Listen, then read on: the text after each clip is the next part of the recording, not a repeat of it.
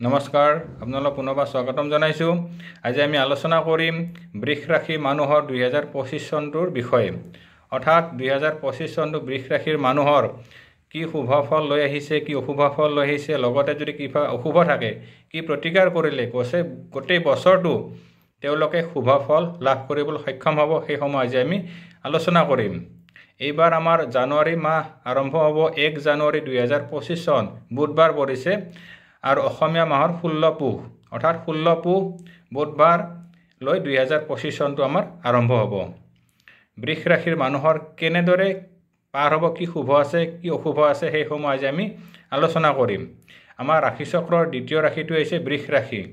বৃষ ৰাশি অধিপতি গ্ৰহ হৈছে শুক্ৰ গ্ৰহ। এই ৰাশিৰ মানুহৰ নামৰ আখৰ হ'ব হস্ৰ উ ব আৰু হস্ৰ ই আখৰ। এই ৰাশিৰ মানুহ কেনেধৰণৰ হয়?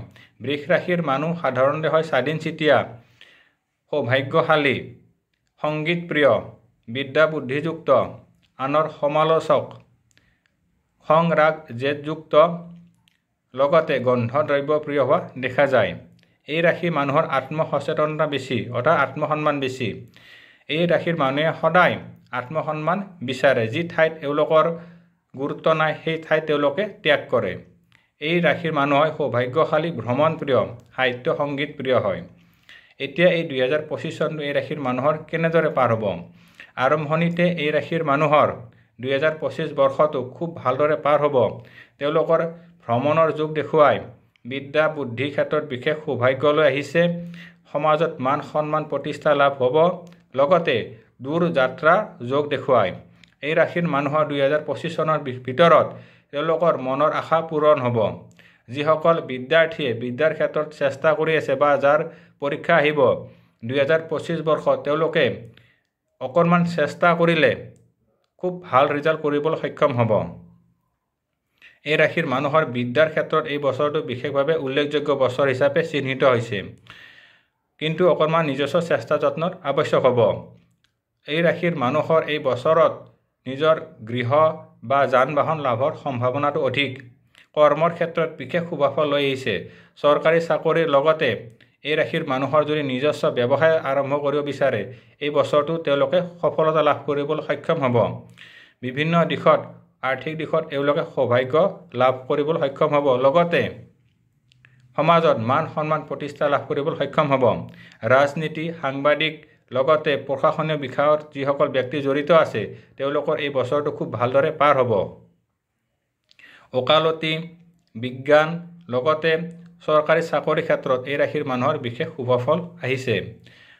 ব্যৱসায় ক্ষেত্ৰত এই ৰাশিৰ মানুহে এই বছৰ যদি নতুন ফেক্টৰী আৰম্ভ কৰে নাইবা নিজস্ব কিছুমান দোকান বা কিছুমান তেওঁলোকৰ ব্যৱসায় আৰম্ভ কৰিব বিচাৰে, এই বছৰত তেওঁলোকে সফলতা লাভ কৰিবলৈ সক্ষম হ'ব। মিঠাই ব্যৱসায়, যান বাহন ব্যৱসায়, লগতে গন্ধদ্ৰব্য, বস্ত্ৰ আদি বিষয়ত এই ৰাশিৰ মানুহ বিশেষ সফলতা লাভ কৰিবলৈ সক্ষম হ'ব। যিসকল ব্যক্তিয়ে সাহিত্য সংগীতৰ লগত জড়িত হৈ আছে তেওঁলোকৰ এই বছৰটো বিশেষ সন্মান লাভৰ সম্ভাৱনা সূচায়। স্বাস্থ্যৰ ক্ষেত্ৰত এই ৰাশিৰ মানুহৰ কিছু স্বাস্থ্যৰ যত্নৰ আৱশ্যক হ'ব। সাধাৰণতে এই ৰাশিৰ মানুহে চৰ্দি কফ, উদৰ পীড়া, চক্ষু ৰোগ, লগতে নাৰ্ভ সংক্ৰান্তীয় কিছুমান সমস্যা আহিব পাৰে। এপ্ৰিল মাহৰ পিছত এই ৰাশিৰ মানুহৰ সাধাৰণতে ৰক্তক্ষয় বা সৰু সুৰা দুৰ্ঘটনা আহিব পাৰে, গতিকে বিশেষ সাৱধান থকাটো উচিত। ঘৰত মাংগলিক কৰ্ম নিশ্চয় হ'ব। যিসকল বিবাহ প্ৰাৰ্থী আছে এই বছৰ তেওঁলোকৰ বিবাহৰ যোগ প্ৰবল আছে। দূৰ ভ্ৰমণৰ লগতে সমাজত মান সন্মান প্ৰতিষ্ঠা লাভৰ সংযোগ দেখুৱায়। প্ৰতিযোগিতামূলক তেওঁলোকে বিষয়ত বা প্ৰতিযোগিতামূলক ক্ষেত্ৰত বিশেষ সফলতা লাভ কৰিবলৈ সক্ষম হ'ব। অৰ্থৰ ক্ষেত্ৰত এই ৰাশি মানুহৰ বিশেষ শুভফল লৈ আহিছে। আৰ্থিক দিশত তেওঁলোকে টনকিয়াল হ'ব, পুৰণি ধাৰৰ পৰা মুক্তি হ'ব, লগতে এই ৰাশিৰ মানুহৰ অৰ্থৰ ক্ষেত্ৰত বিশেষ শুভফল লৈ আহিছে। মান সন্মান প্ৰতিষ্ঠা লাভৰ লগতে এওঁলোকে হঠাৎ অৰ্থপ্ৰাপ্তিৰ যোগ দেখুৱায়। যিসকল ব্যক্তিয়ে শৰীৰ স্বাস্থ্যৰ ক্ষেত্ৰত কিছু বাধা পাই আছিলে অকণমান যত্ন ল'ব, তেতিয়াহ'লে তেওঁলোকৰ শৰীৰ স্বাস্থ্য বা ৰোগ আৰোগ্য হোৱাৰ সম্ভাৱনাটো সূচায়। ভ্ৰমণৰ ক্ষেত্ৰত এই বছৰ এই বৃষ ৰাশিৰ মানুহৰ বিদেশ ভ্ৰমণৰ যোগ দেখুৱায়, লগতে সৰু সুৰা ভ্ৰমণ নিশ্চয় থাকিব।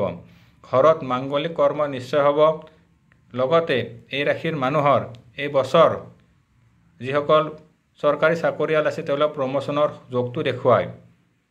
এই ৰাশিৰ মানুহৰ যিসকল বিদ্যাৰ্থী আছে তেওঁলোকে বিদ্যাৰ ক্ষেত্ৰত খুব ভাল পাৰদৰ্শিতা দেখুৱাবলৈ সক্ষম হ'ব, কিন্তু এপ্ৰিল মাহৰ পিছত স্বাস্থ্যৰ কিছু যত্নৰ আৱশ্যক হ'ব।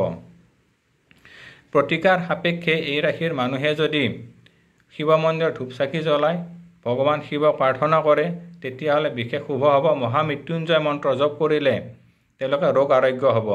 এই ৰাশিৰ মানুহৰ শুভফল প্ৰাপ্তিৰ বাবে যদি মা কামাখ্যা মন্দিৰত আহি ধূপ চাকি জ্বলাব পাৰে তেতিয়াহ'লে বিশেষ শুভ হয়। লগতে শুক্ৰবাৰৰ দিনা দুখীয়া মানুহক বগা বস্ত্ৰ, বগা মিঠাই লগতে ফল দান কৰিলে বিশেষ উন্নতি হ'ব। গাই গৰুক যদি কেঁচা পাচলি খুৱাব পাৰে গুড়ৰ সহিতে, এই ৰাশিৰ মানুহৰ ভাগ্য উদয় হ'ব। যিসকল ব্যক্তিয়ে কৰ্ম ভাগ্যৰ ক্ষেত্ৰত চেষ্টা কৰি আছে বা কৰ্ম হোৱা নাই, এই বছৰ তেওঁলোকৰ কৰ্মৰ ক্ষেত্ৰত বিশেষ শুভফল লৈ আহিছে। তাৰ বাবে তেওঁলোকে হনুমান মন্দিৰ ধূপ চাকি জ্বলাব, হনুমান চালিচা পাঠ কৰিব। লগতে একেবাৰে গৰীব দুখীয়া মানুহক তেওঁলোকে আৰ্থিকভাৱে যদি সহায় কৰে বা যিসকল ল'ৰা ছোৱালী আছে যাৰ পঢ়াৰ ক্ষেত্ৰত বাধা হৈ আছে তেওঁলোকক যদি পঢ়াৰ ক্ষেত্ৰত সহায় কৰে, কিতাপ পত্ৰ আদি দান দক্ষিণা কৰে, তেতিয়াহ'লে এই ৰাশিৰ মানুহৰ নিশ্চয় ভাগ্য পৰিৱৰ্তন হ'ব। স্বাস্থ্য সংক্ৰান্তীয় কিছু সমস্যা থাকিব, গতিকে সেই দিশত বিশেষ যত্নৰ আৱশ্যক ল'লে এই বছৰটো তেওঁলোকৰ বিশেষ শুভফলেৰে পাৰ হ'ব। আজিলৈ ইমানেই। নেক্সট অন্য ৰাশিৰ বিষয়ে আলোচনা কৰিম। ধন্যবাদ। ওম নমঃ শিৱায়।